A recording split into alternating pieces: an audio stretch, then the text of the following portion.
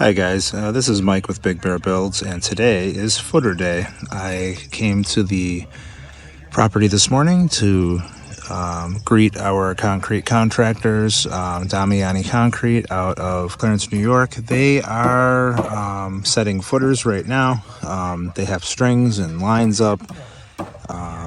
I saw the pumper truck in the street, and I didn't realize that they were actually going to be pumping concrete today. So that's actually good news. I got on the phone and called up the guy doing the stone slinging to get the stone in there after they pull forms for the footers.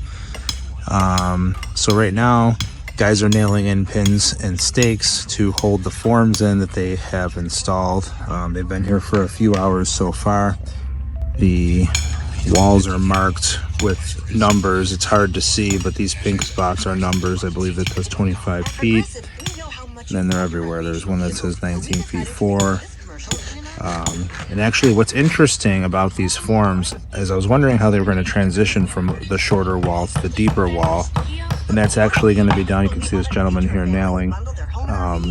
Concrete's going to waterfall from the top form into the bottom form, which is pretty cool. I didn't really think about that. It's something I learned today. This gentleman over here is cutting the hose. That hose is going to be our pass-through in the footer for the water line, which is excellent. So yeah, everything's going well so far. I'm just gonna let them finish pounding in these forms, and we will be pouring concrete this morning. Concrete pumper truck just pulled into my driveway. In the last video I talked about the building inspector that just came. He told me that I had to have a turnaround area for vehicles. So actually this super wide driveway works out perfect for that. Right now he's putting out the outriggers on the pumper truck. So basically concrete's super heavy. That boom is going to go up in the air, and it's going to, the guys are going to move it around to feed the concrete into these 10 by 20 forms. That way they don't have to do a lot of manual labor. So right now he's putting out the outriggers to stabilize the truck. So that's what's happening there.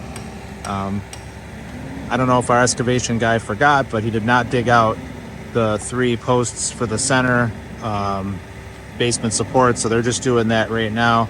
Not sure too happy they are about doing that. But. So the gentleman over here with the yellow beanie on is operating the machine. He was just commenting on how happy he was that I trimmed this tree, because I guess normally the driveway and the trees and stuff are in the way and they got to do some things, so they're real happy that they didn't have to do that.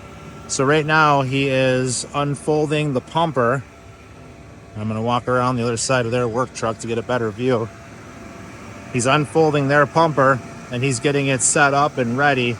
So when the concrete truck comes, they can just put it right into the hopper in the back of the truck and pump it right into the footer where it needs to go. So that's pretty cool. Glad I'm able to take lots of pictures and video for this, guys. Pretty interesting machine.